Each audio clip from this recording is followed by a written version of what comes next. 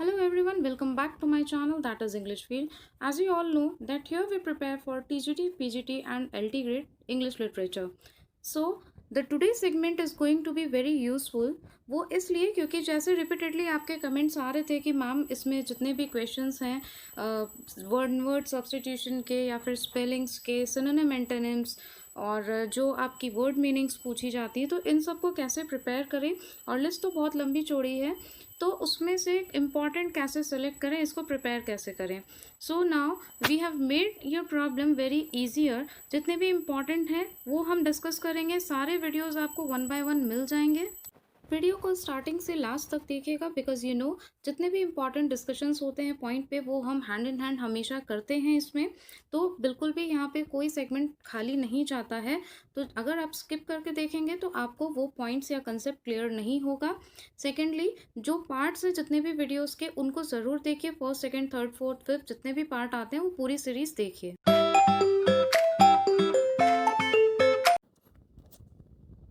तो आइए स्टार्ट करते हैं. First is alliteration. Okay, these are the very important. Like एक आपका वर्ड आता है होमोनिम और एक होता है alliteration. So what is alliteration? A repetition of a speech sound in a sequence of word. कोई वर्ड जो होता है वो रिपीटेडली रिपीट होता है एक सीक्वेंस में, तो उसे हम बोलते हैं alliteration. Correct option is C. See the next one. Which of the following words means a hater of learning? Hater of learning किसे कहते हैं? Means जो लर्न जिसको करना अच्छा नहीं लगता हो तो उसे बोलते हैं मिसोलॉजिस्ट. राइट. मिसोलॉजिस्ट आप कैसे लर्न कर सकते हो? लैंग्वेज को लेके लॉजिस्ट मीन्स कोई लॉजिक ना समझने वाला. ऐसे आप खुद की ट्रिक कोई भी बना सकते हैं. और लैंग्वेज से लेके लॉजिस्ट, लैंग्वेज से लेके hater of learning. Right? So correct is A. Next, which of the following words means a cure for all ills? That is panacea. Cure for all ills means curable, जिससे सारी बीमारियां दूर करी जा सके. तो करेक्ट ऑप्शन है आपका C. Now a cure for all diseases is panacea. किसी भी तरीके से क्वेश्चन आ सकता है और ये जो क्वेश्चंस हैं ये रिपीटेड क्वेश्चंस भी हैं, सिलेक्टेड क्वेश्चन है, इम्पॉर्टेंट है, मोस्ट इम्पॉर्टेंट, स्टार मार्क, आप कुछ भी कह सकते हो. बट रीज़न एक ही निकल कर आता है लास्ट में रिजल्ट कि आपको ये सारे प्रिपेयर करने हैं. बिकॉज लास्ट ईयर के जितने भी क्वेश्चंस होते हैं, प्रीवियस ईयर्स के सॉरी, वो आपको ज़रूर से सॉल्व करने चाहिए. और इस चैनल पे आपको सारे क्वेश्चंस मिल जाएंगे, वो कोई भी टॉपिक से रिलेटेड हो. बट येस, कंप्लीट करने के लिए उसकी फर्स्ट सेकंड पार्ट सारे आप कंप्लीट करिए. जितने भी पार्ट्स में वो वीडियो है प्लेलिस्ट में जाके चेक करिए और उसको कंप्लीट करिए. आई एम श्योर आपका कोई भी क्वेश्चन छूटेगा नहीं और आपकी अच्छी प्रिपरेशन हो जाएगी. Next is select the right meaning of the word biography from the following. Biography, autobiography, इनमें से एक क्वेश्चन आ जाता है तो इसको भी आप अच्छे से देख लीजिएगा. I am not reading all the 4 options. The life history of man written by someone else. अब देखिए, बायोग्राफी वो नहीं होती है, अक्सर हम कंफ्यूज कर जाते हैं और ऑप्शन को बहुत ध्यान से नहीं पढ़ते हैं. और ये आप हमेशा समझ लीजिए कि ऑप्शन जो होते हैं उनको थोड़ा बहुत ट्विस्ट टर्न करके दिया जाता है. बिकॉज लास्ट टाइम का जो आप टीजीटी का पेपर देखेंगे उसमें साफ साफ उस पेपर को देख के आप पता कर सकते हैं कि जो भी पेपर दे रहा है एस्पिरेंट की स्किल को चेक किया गया है, ग्रामर के थ्रू भी स्किल को चेक किया गया है, रूल्स पूछे गए थे, ना कि डायरेक्टली आंसर्स पूछे गए थे. राइट. लास्ट ईयर के पेपर का एनालिसिस हम अलग से करेंगे, वो भी मैं आपको सॉल्व करवा दूंगी. बाकी क्वेश्चन सीरीज तो सारी आ रही है जितने भी प्रीवियस ईयर्स के हैं. तो बायोग्राफी जो होता है वो कोई और लिखता है. Life history of a man किसी की भी लाइफ के बारे में होती है, लेकिन वो रिटन बाय समवन एल्स, खुद नहीं लिखते हैं, written by someone else, that is called biography. Next, select the right meaning of the word aristocracy from the following. Aristocrats आपने सुना होगा, तो what is aristocrat? Aristocrat भी आ सकता है, aristocracy भी आ सकता है. Government by nobles. जितने भी नोबल्स होते हैं कि जो गवर्नमेंट होती है उसे हम बोलते हैं एरिस्टोक्रेट्स. और अगर आपको फिर भी कोई वर्ड नहीं समझ में आता है तो आप मुझे कमेंट बॉक्स में कमेंट कर सकते हैं, दोबारा से हम उसको ले लेंगे या फिर कमेंट में ही मैं उसका आंसर दे दूंगी. So move on to another one. Choose the meaning of the word teetotaler from the following. Correct answer is C. What is that? One who does not take any intoxicating drinks. जो भी कोई intoxicating drinks ना लेता हो उसको हम बोलते हैं teetotaler. टॉक्सिक आप जानते हैं जो कि हार्मफुल होता है. Select the right meaning of the word omnipotent from the following. Omnipotent क्या होता है? ये क्वेश्चन आई थिंक आपने कई जगह देखा होगा और ये रिपीटेड भी है. सो ऐसे क्वेश्चंस को आप बिल्कुल मत छोड़िए. Correct answer is a. One who is all powerful. ठीक है. One who is intelligent. देखिए कितने सिमिलर ऑप्शंस दिए हुए हैं. Who is intelligent, one who loves Mankind, one who loves in the existence of God. ठीक है. तो इस तरीके से आपको थोड़ा सा कंफ्यूज करने के लिए दिए हुए तो रहते हैं options, but you have to जज the correct one. One who is all powerful, जो बहुत ही पावरफुल होता है, उसे हम कहते हैं ओमनीपोटेंट. पोटेंट आप पोटेंशियल से ले सकते हैं. पोटेंशियल आप जानते हैं जिसके अंदर पूरी ताकत रहती है, जो पूरी हिम्मत रहती है, जो उसकी खुद की एक वर्थ रहती है, कितनी उसके अंदर पोटेंशियल है. ठीक है. तो पोटेंट से आप लगा सकते हैं all powerful. These are some of the tricks to remind. Next, one who hates mankind is called. Very important. आप देखेंगे कई एग्जामिनेशंस में ये पूछा गया है. TGT 2005 में भी ये पूछा गया है. 2005 में ये क्वेश्चन पूछा गया है TGT में. One who hates mankind. ऐसे लोग जो आप कह सकते हैं, इसका वैसे करेक्ट आंसर तो है डी, मिसैंथ्रोप. ठीक है. तो आपको कुछ भी आ सकता है, या आपको वर्ड मीनिंग में भी पूछा जा सकता है. इसीलिए मैं थोड़ा सा डिस्कशन भी कर ले रही हूँ. वन वर्ड सब्सटीट्यूशन भी हो जाएगा और साथ के साथ आपके मीनिंग्स भी क्लियर हो जाएंगे. तो जो लोगों से घृणा करने वाला व्यक्ति होता है उसे हम मिसैंथ्रोप कहते हैं. वैसे तो उसको आप ईगोस्टिक भी कह सकते हैं. ईगो EGO से बनता है. ईगोस्टिक पर्सन जिसको बोलते हैं, तो वो भी कह सकते हैं. उसको हम बोलते हैं misanthrope. Next, what do you mean by differentiate? Differentiate क्या होता है? वैसे तो हम सब जानते हैं, कॉमन वर्ड है, यूज भी करते हैं, but what is the correct answer? A is your correct answer. Recognise और show the difference between the two. देखिए डिफरेंशिएट हमेशा दो चीज़ों के बीच में ही होता है कि ये दोनों एक दूसरे से अलग कैसे हैं. ठीक है. इनमें क्या डिफरेंस है. सो डिफरेंशिएशन कैसे हम करते हैं, डिफरेंशिएट कैसे करते हैं. अब इसके थोड़े से एक बार हम इसके ऑप्शंस पढ़ेंगे ताकि आपको और क्लियर हो जाए कि किस तरीके से आपको कंफ्यूज किया जाता है. देखिए, रिकॉग्नाइज और show the difference between the two things. See और understand difference between two things. See और अंडरस्टैंड, देखना और समझना. एक है रिकॉग्नाइज और शो, मतलब दोनों का एक ही है.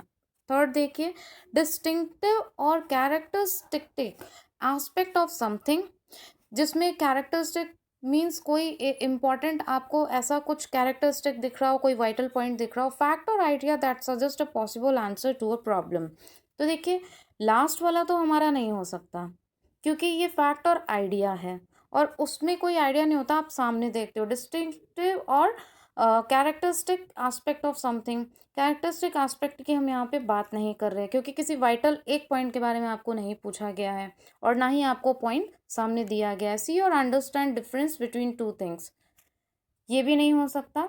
रिकॉग्नाइज और show the difference between two things. Recognise और शो, पहले आप पहचान करोगे किसी चीज़ की, उसके बाद में आप देखोगे. ठीक है. या फिर किसी को बताओगे, तभी तो बोलोगे कि this is the difference between these two things. तभी आप दोनों में अंतर पता कर पाएंगे.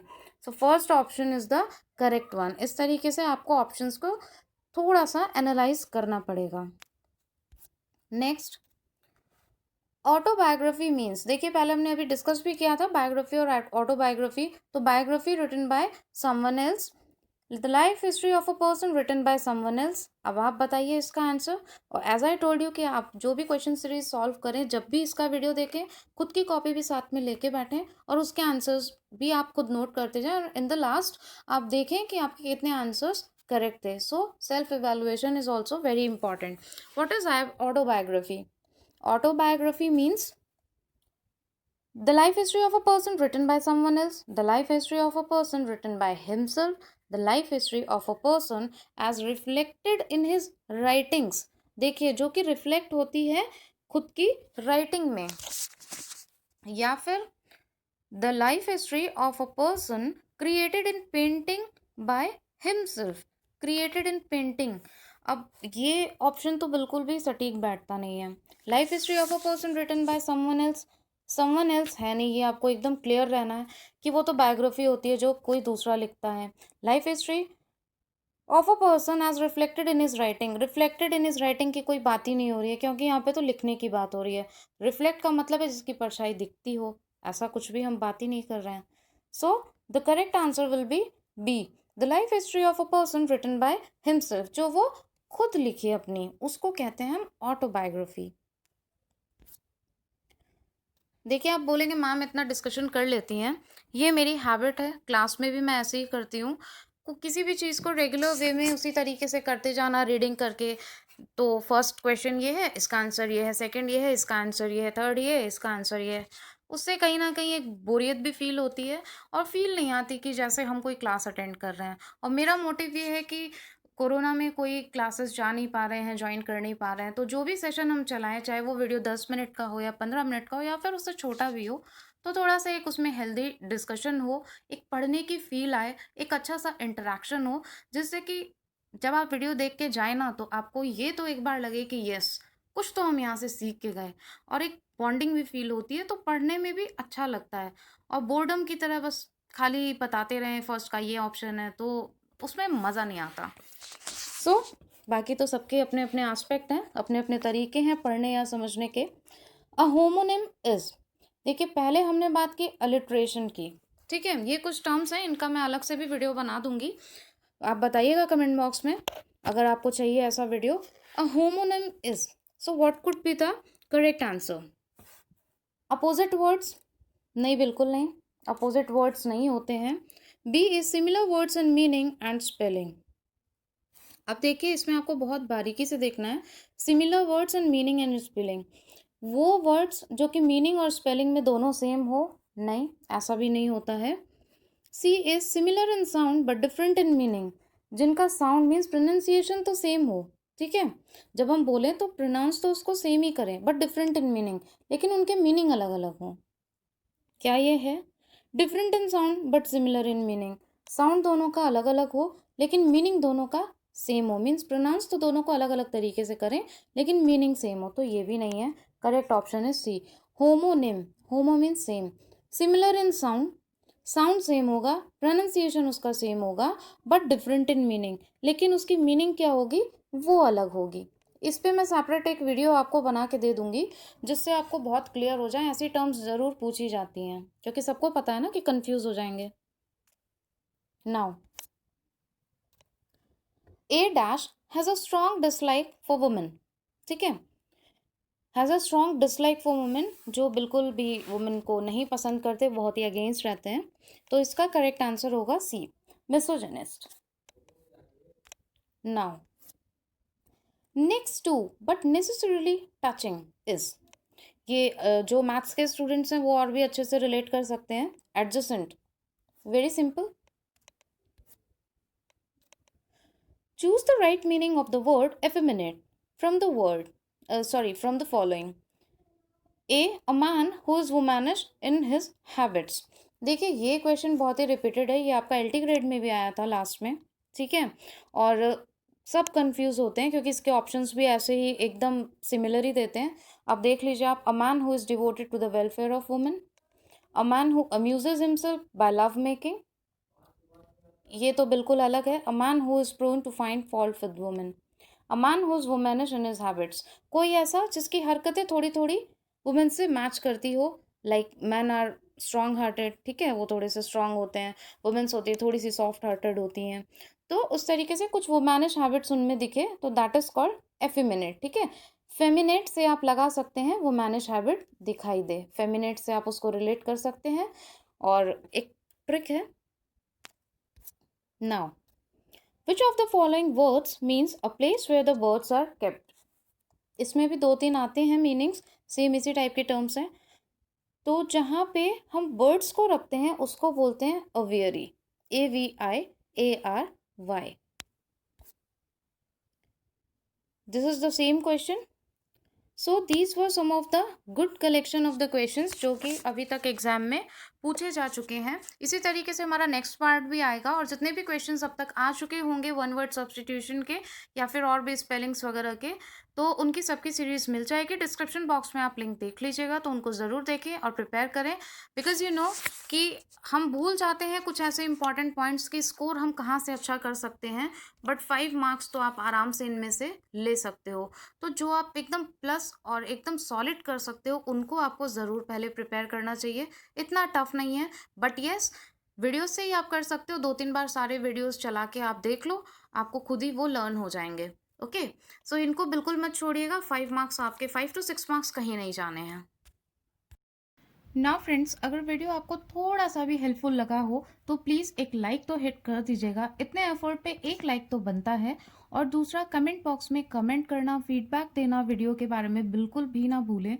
अगर कोई टॉपिक आपको चाहिए या फिर आपको किसी चीज़ में प्रिपरेशन में प्रॉब्लम आ रही है, सिलेबस में, या फिर कोई स्पेसिफिक टॉपिक है, कुछ कन्फ्यूजन्स है माइंड में, कोई क्वेश्चन है माइंड में related to the syllabus of TGT PGT और LT ग्रेड, उसमें कोई टॉपिक है जो फंस रहा है, नहीं समझ में आता है, तो प्लीज़ आप कमेंट बॉक्स में कमेंट ज़रूर करिए। क्वेश्चन सीरीज़ जो हमारी चल रही है सारे जितने भी प्रीवियस ईयर्स के हैं, या फिर जो इम्पॉर्टेंट क्वेश्चंस ऑफ कलेक्शंस हैं, जो कि एग्जामिनर का फेवरेट कॉर्नर होता है, और जहाँ से आप, जिसको कहते हैं ना हम सेलेक्टेड स्टडी मटेरियल, जहाँ से हम बहुत अच्छा स्कोर कर सकते हैं, तो वो सारी चीज़ें चल रही है। तो आप प्लीज़ कमेंट बॉक्स में कमेंट करके बताइए कि वो आपके लिए हेल्पफुल है या नहीं है। और प्लीज़ रेगुलरिटी के साथ में प्रिपरेशन करिए, बिकॉज यू नेवर नो कि कब वैकेंसी आ जाएगी, तो you should be well prepared before that.